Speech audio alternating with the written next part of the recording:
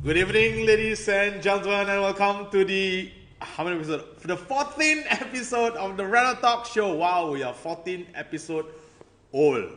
How time flies. Anyway, thank you so much once again for joining me, Mr. Zeno, the host of this Renotalk show, and the guy who happens to be the editor at Renotalk.com as well. To all our Muslim viewers, I'd like to wish you Selamat Hari Raya Aidilfitri once again. Maaf Zahir dan Batin. I hope you guys had a good holiday. I know I had a very good holiday. Just a little bit of visiting here and there. Once again, before I begin with my program proper, I just want to give a shout out to, not shout out, I just want to give a reminder that you can check out Renotalk Facebook page. Remember to check out Renotalk's Facebook page, our IG page, and also our website for the latest news in the renovation world. The Renotalk show is all about bridging connections between homeowners and brands and interior designers and contractors and everything about renovation. This is where we try to bridge connections and try to also solve any problems or queries that you might have. Oh yeah, don't also forget to go down to our forum page, and yes, and if you have any inquiry, you can make a posting there, and do check out the other posting as well, because that is where you can leverage with other forum user. As I'm talking right now, I got my colleagues walking, so if you hear footsteps at the background, yeah, this is live lah. So what to do? It's like that lah. Okay, we are located in Midview City in Singapore. That's where the Renotalk office is.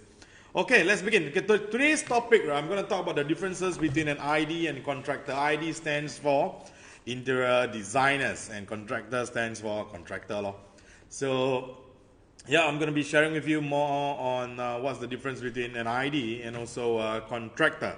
But before I begin, let me just share with you the professional page in Renotalk.com. This is where you can get information and the contact number and the details of the various professionals found in the renovation world in Singapore. Of course, the list is not exhaustive, but then you will be able to find any services that you might be looking for. So yes, this is the professional page. Is at www.renotalk.com/professional. Back to my face. Okay, let's begin. Now, the differences between ID and contractor. Home renovation is never an easy decision to make. I'm sure it's not. And the sensible thing to do will be to engage the services of an interior designer or a contractor. But how are they different? Though they seem to provide similar services at a glance, interior designers and contractors differ in striking ways. Let's find out. And which service provider that's the best hire depends on the nature of the work that needs to be completed as well as your expectations.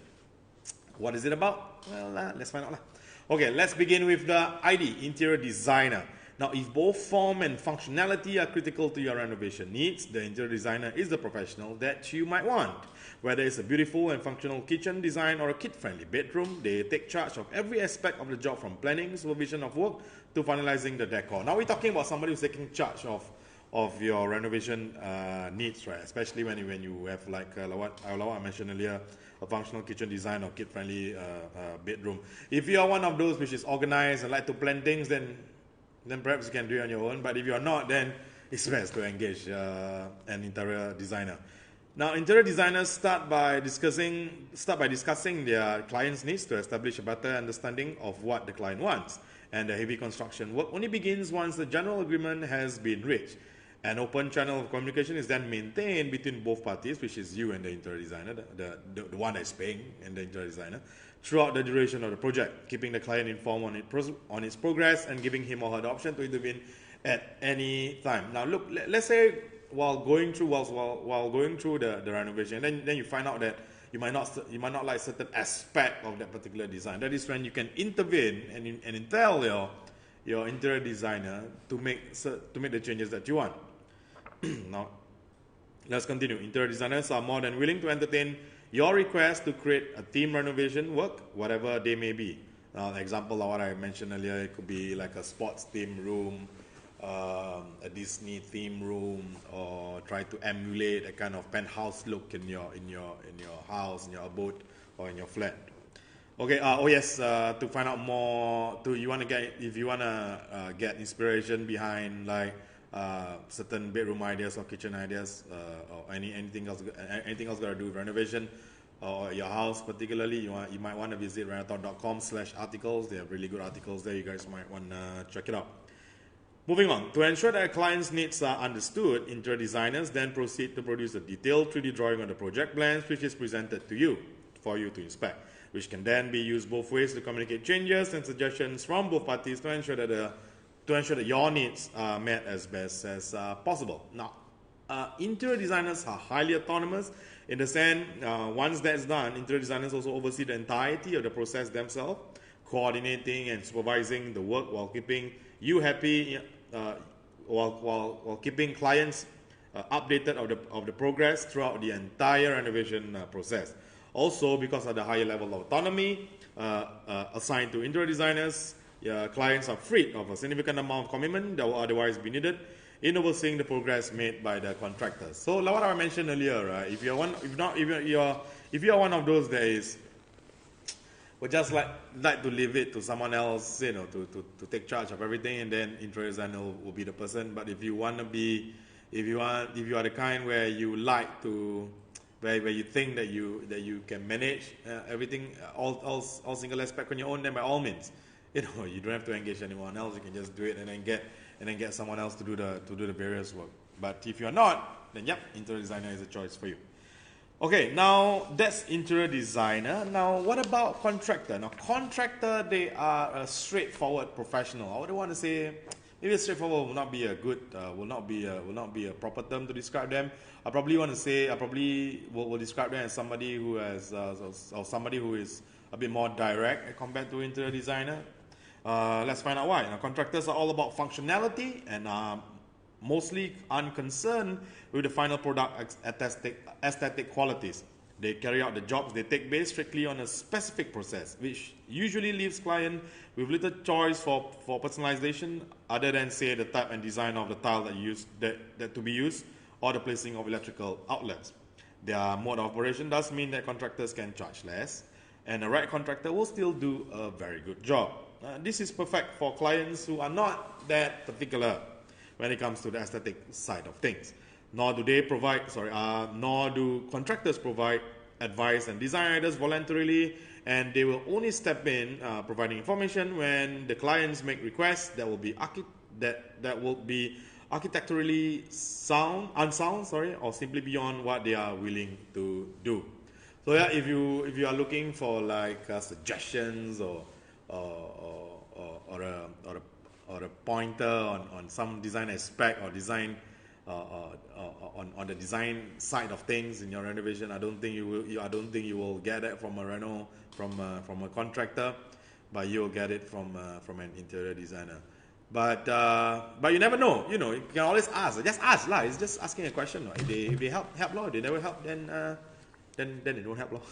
Okay. Nor do they provide. I already mentioned that. Okay. So usually contractor also will employ subcontractor. What does it mean by subcontractor? So let's say, for example, I'm a contractor that deals in metal work, and I have a job that requires me to do a metal work, or let's say on a small part of the house. Let's say, for example, the gate lah. So I will not be doing it. I'll probably be subcontracting it to someone else. Why? Because the job might be too small for me, or the contractor might be too busy engaged with some other projects. So that is one thing that you really have to look out for.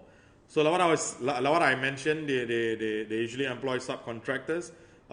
Contractors will almost always need to hire subcontractors to perform tasks that they will or cannot deliver, and as you know, an additional cost will be transferred to you, the client. Subcontractors then complement the contractor and perform jobs main contractors won't or cannot do, such as electrical wiring and carpentry and many other works. Subcontractors are highly specialized, and typically they follow through with instructions provided to them by the clients or the contractor. Usually, right, what happens is when the subcon is at work, and usually the contractor will not be around. So if let's say you're just gonna drop in and you want to check out what is going on with the renovation inside your house, you might probably be coming across be meeting a subcon, and that is when you can just give them directions or instructions in the way that you want lah. But it's just best to let the contractor do all this, so you just tell the contractor what you want. But then again, they're not interior designer. All right, let's move on. And because contractors perform a task with little to no regard for input from clients, the cost of making fine adjustment post renovation might end up costing the client a lot more than expected. So let's say, for example, you want a certain angle or certain aspect of your renovation, and then suddenly during the renovation, after the renovation, you realize that, alamak, this is not actually what you want. So when you want to make changes post renovation, it will cost you money, cost you a lot.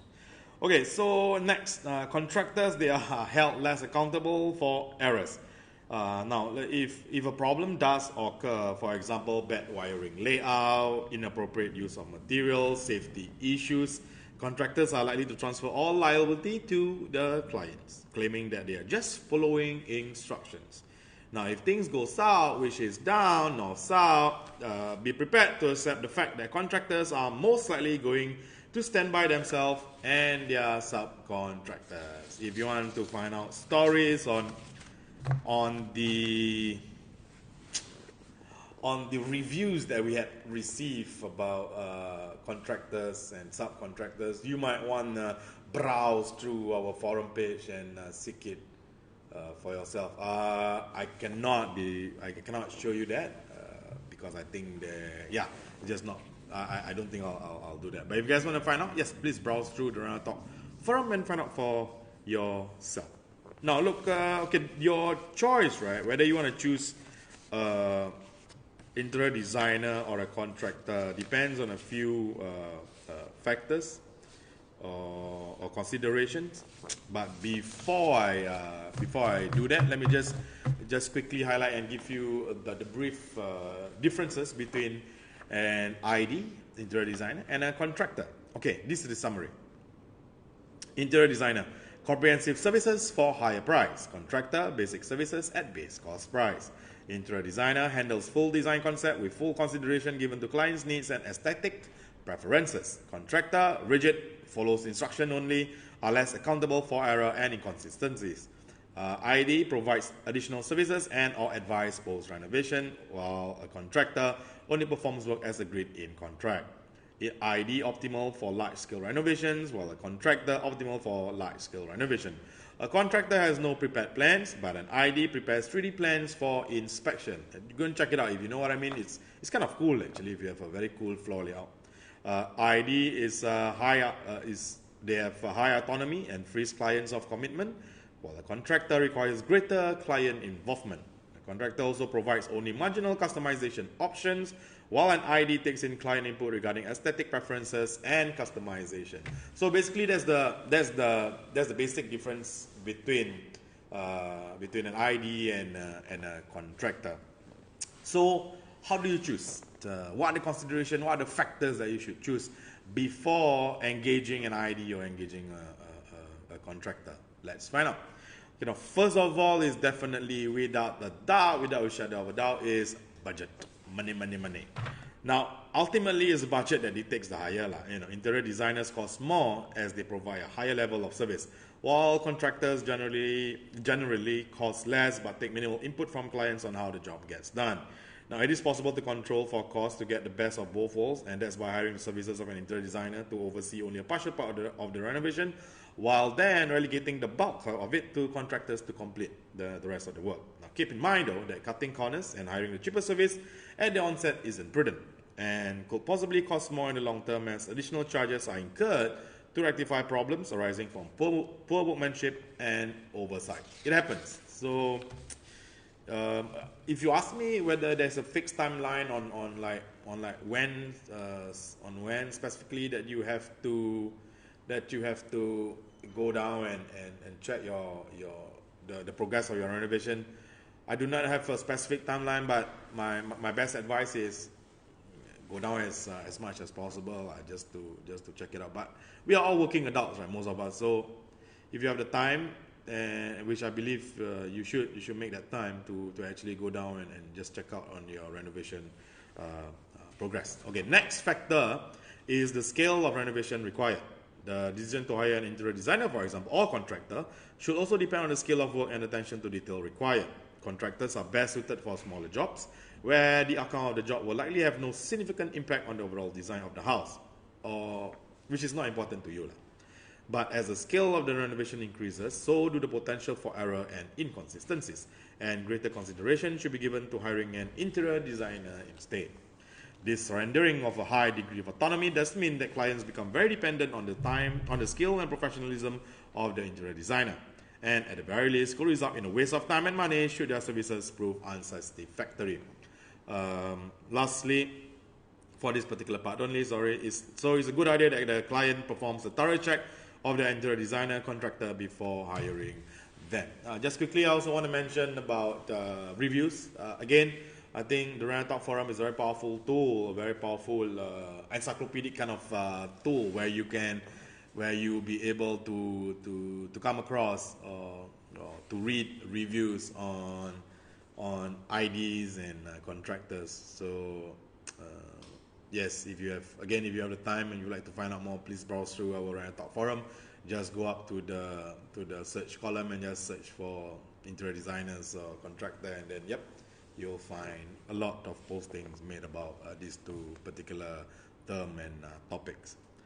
Next factor that you have to consider is the level of commitment. The amount of time that clients are willing or able to dedicate is another important consideration. Interior designers take on the time-consuming process of both planning and coordination of the renovation work, thus freeing up clients of responsibility and also giving clients a degree of peace of mind knowing that their project is in good hands. That's it. I'm done with the differences between ID and contractor. Just very brief. Once again, if you want to find a reliable and a reputable ID, please visit Renotalk.com/professionals. This is the page that I mentioned earlier. If you want to find out the advantages of a renovation contractor over an interior designer, you can find it at our Renotalk.com/article page. There's also an article about 5 things interior designers and contractors are frequently accused of. So it will also be interesting for you to read about it and find out more. But in a nutshell, right, guys, my son tells me this, that if don't know, don't say. Don't know, don't do. But go and find out lah. If let's say you know that your contractor cannot give you design advice, then go and find out one who can give you design advice lah. And then you probably realize that almost all contractors cannot give you design advice, but only interior designers can give you an profound kind of design advice. But when it comes to other specifications like in terms of technicalities and all that, maybe not all interior designers will have that skill and knowledge, but contractors might have it for the simple reason that they do it, that they handle the work almost every other day of their working life. Okay, guys, it has been a very good 14th episode. Is it 14? Why I keep on forgetting? Yes, it's the 14th episode. Let me ask my producer, can I give a shout out to our next coming show? Can I tell the viewers right now? Okay, she said okay. Look out, we are also gonna be venturing into another kind of format where it is going to be a very much formal kind of setting. The title of the show, you gotta wait when the thing happens, and then you guys will know. But it will take place on every Friday, happening at the same time, which is 6:18. I'll be your host again. I will not be in this kind of attire. Although today I have my blazer, I'll have to dress up formally because we'll be having